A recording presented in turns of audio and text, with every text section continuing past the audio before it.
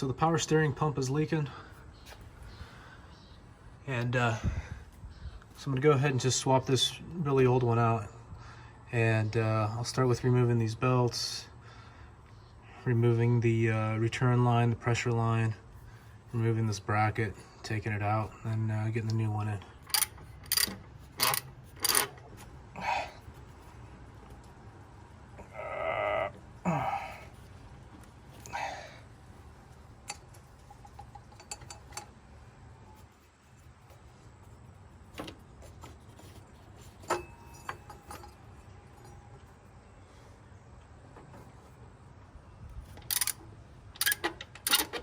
I had a hard time getting to the second tension nut, so I had to use a wrench, but I finally got it loose here, and now this is freed up.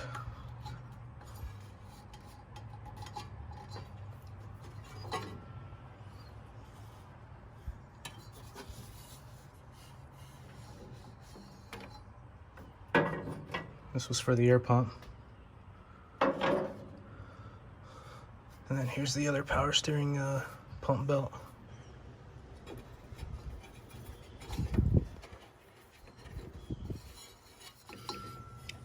I kind of had to snake this belt around the fan here in order to get it out. And I don't know if you can see this, but got a bunch of cracks.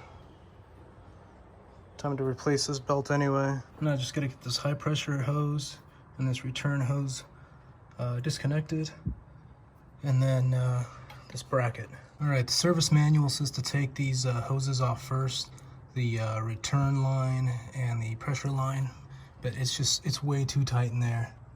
So what I'm gonna do is I'm just gonna remove these bolts here first that'll hold this front bracket in. I'm gonna remove that, and that'll give me enough room to disconnect these hoses.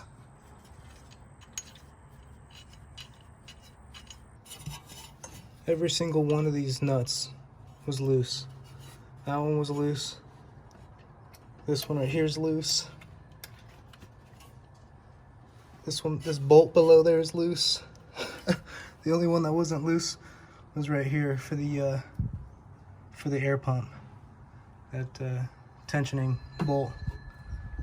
It's crazy. There was one more fastener down there that I had to loosen up. See, this was like that. I took those two fasteners off of this bracket right there. And then there's that one that's right down there that I had to crack loose. And then after doing that, this entire air pump is now super loose. I'm just thinking about taking this stupid air pump off. I live in a state where it doesn't require emissions. I just have safety for an old vehicle like this, so I'm thinking about just leaving it off. I don't know.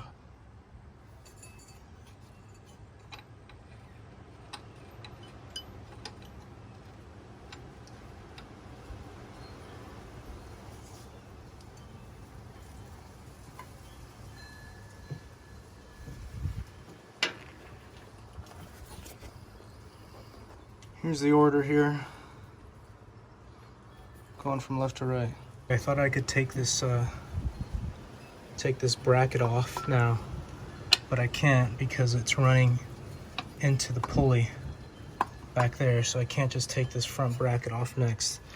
I have to remove these back fasteners here from the belt tensioner. And then hopefully I can move this out enough. All right, so I have the pump slid out, so now that gives me better access to this fastener on the return line, and then also the pressure line right there. I'm replacing these lines anyway, so I'm just going to remove them from the gearbox, and then pull the whole thing out as one unit. All right, I have both these lines disconnected. Now I'm going to go ahead and pull the power steering pump out.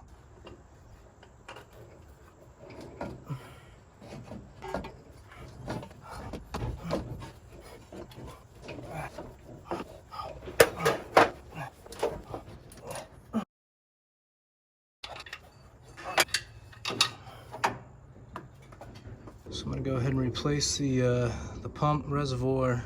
It's all one unit. Get this pulley off, replace these hoses, and then put everything back in. All right, here's what it looks like with the pump out. And here's the air pump. I think at this point I'm just gonna remove this and remove all of this craziness that comes along with this old school emissions system. This is literally a pump that blows air into the exhaust manifolds. That way, back in the 70s, you can pass inspection.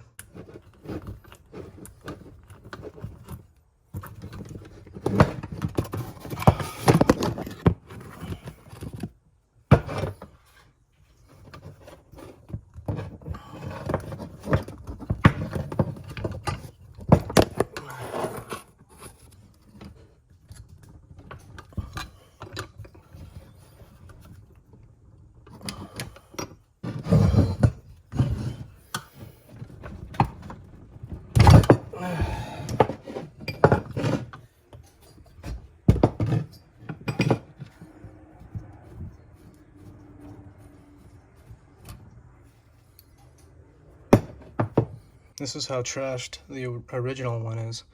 See this post right here, this stem, it's all crooked. That's why I had a hard time. Getting this bracket off here. See, it doesn't want to fit. Here's the replacement. Look at that. It's perfect. So yeah, this one was trashed. There's a dent here. Bracket doesn't want to go on there. Here are the new hoses. Here's your pressure hose. Here's your return line hose, the new one. It's a little long, but I can trim it. But it's actually kind of nice because I felt like the one that was already on there from the previous owner, I felt like it was a little short. So it's nice having a longer piece of line there. Here, this is the pressure line, and I just gotta say real quick, these are amazing. These look really good. These are just AutoZone lines, and here's a part number. But yeah, this looks really nice, and all of the fittings are in the right orientation, so happy about that.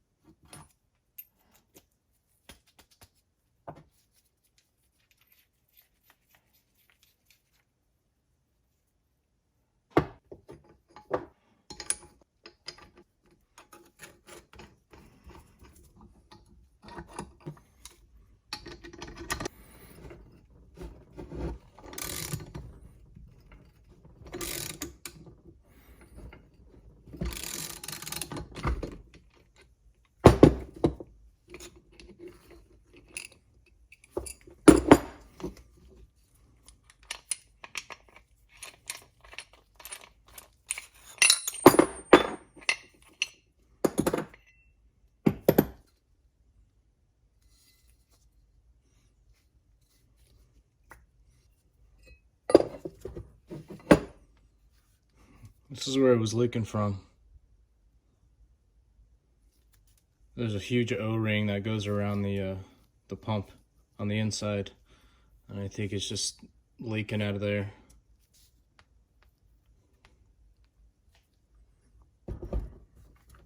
And look how jacked up this is anyway. There's a dent right there. I don't know what that's about. There's another dent here. I mean, this thing is just... the reservoir's just jacked. So, I don't know. I'm glad I'm replacing it though. Alright, so I ran into a pretty major snag. These studs aren't long enough to go on the Jeep. Here's the original stuff, much longer, about 1/2 inch. And also, this bolt, this stud right here, has like a built-in spacer so that when you put on the tensioning belt bracket, everything is nice and level. But over here, look at all All kinds of play. Yes, I can add washers, but here's the other problem. These studs aren't long enough. That's how much thread I'll have on that side. That's it. Look at all that. Which when I took this off, I'll need about that much thread. And again, so these studs are thicker in diameter than these studs. So I removed these and I tried to put these original ones on here and they do not fit. These are slightly thicker, both these studs. So I'm gonna have to take back this unit and try to get another unit that will accept these studs so that this belt tensioning bracket fits, and I can use these studs so that it's perfectly flush with the reservoir, the way it's supposed to be.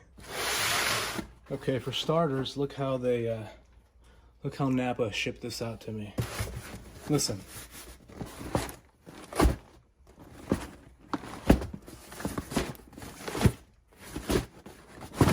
Yeah, it's like no padding, no nothing. Hopefully there's just not like a power steering pump with plastic around it and then thrown in a box. It came like this all the way to Austin from California. It's like, what?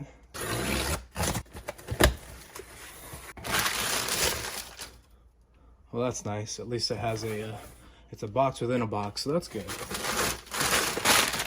A little bit of padding.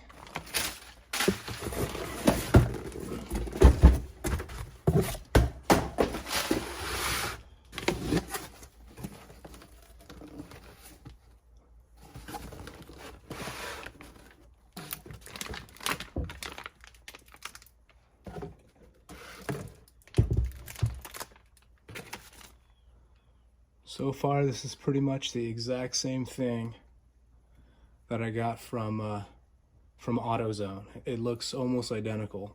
This one is like a Napa brand, Napa house part, right? That's remanufactured. The AutoZone one, which is right here, this is what they call a endurance brand, also remanufactured.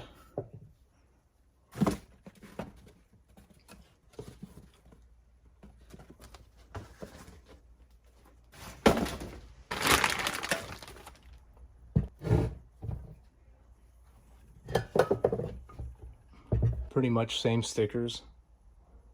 These studs look to be about the same. This one doesn't have a stud, but it's got a plug right there, and then it's got the marking for the same color marking and everything for the high pressure port. I don't know if you could see that. See that paint there? This is pretty much the same part. So here's the OEM part. So hopefully these studs are gonna fit in the Napa female ends, because they didn't on this AutoZone pump.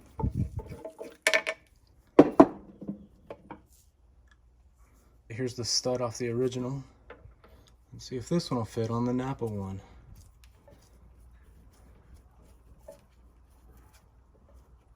Nope. Man, this is bizarre. Something's different. Something's very different with the OEM power steering pump that I need to find out about. This is the Napa, completely different, separate power steering pump for a '77 Jeep Cherokee, and yeah, these studs are still too thick, or I should say that these female ends, these holes are too small. I may end up having to just rebuild the original one, and because I'm wasting way too much time dealing with these power steering pumps. The original stud,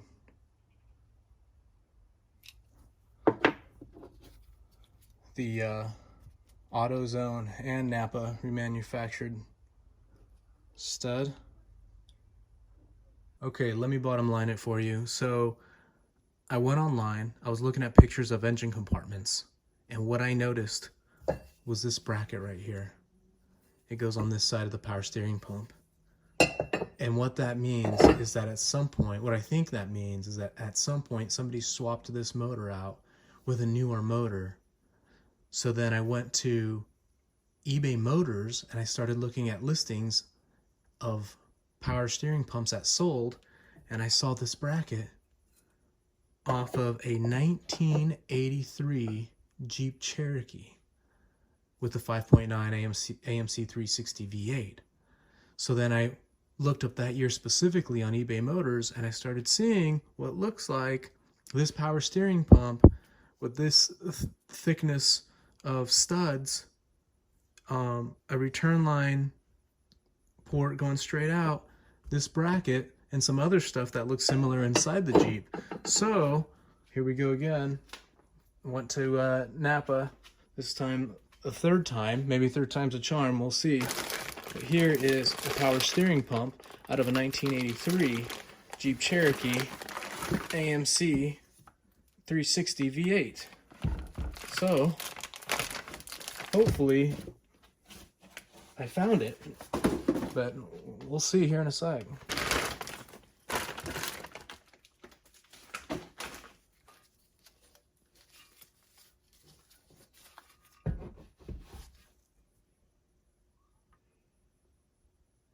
I don't know. That stud still looks awfully small. Well, we'll find out here. So now I'm gonna see if these studs will go on here. This stud, an 18mm socket, fits perfect on this stud. Same here on the new one. Usually these on these older pumps, it's normally an 11/16. This metric actually fits perfect on both of these, so that's a really good sign.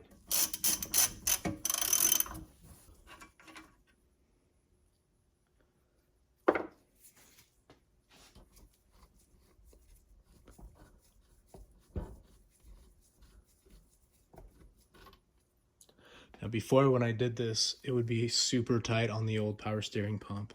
It just wouldn't fit. So now, here we go, moment of truth.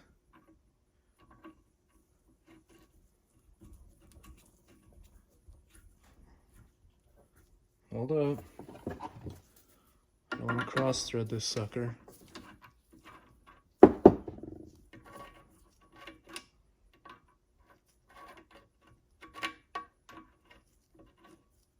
Okay. Oh, I think this is it. Oh, freaking finally. That's it. Wow.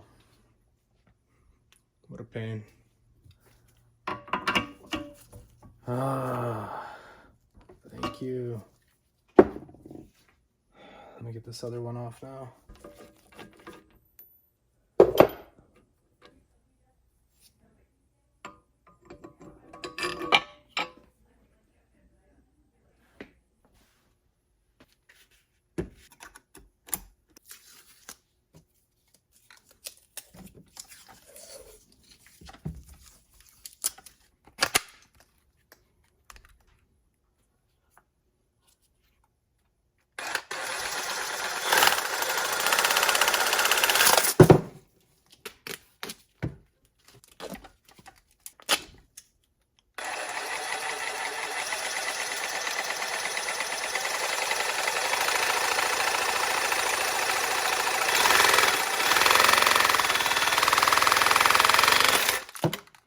That's good.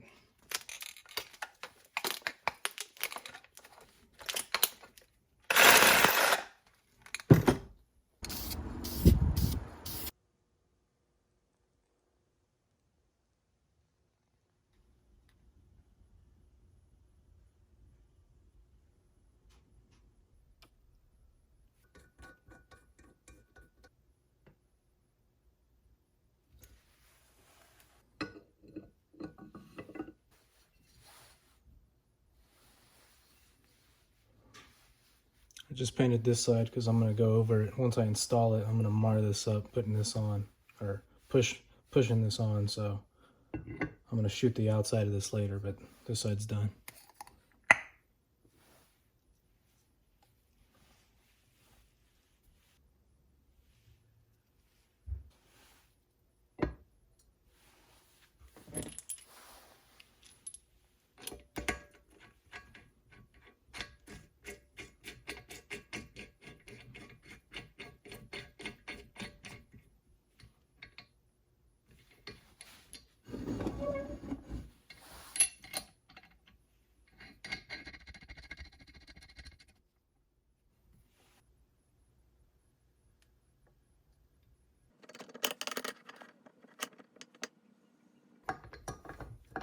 Okay, I'm gonna be here a while.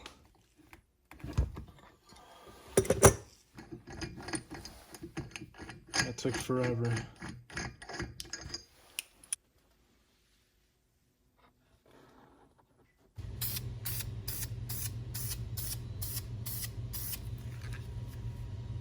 All right, this power steering pump is done. Now I just gotta throw it back in the Jeep.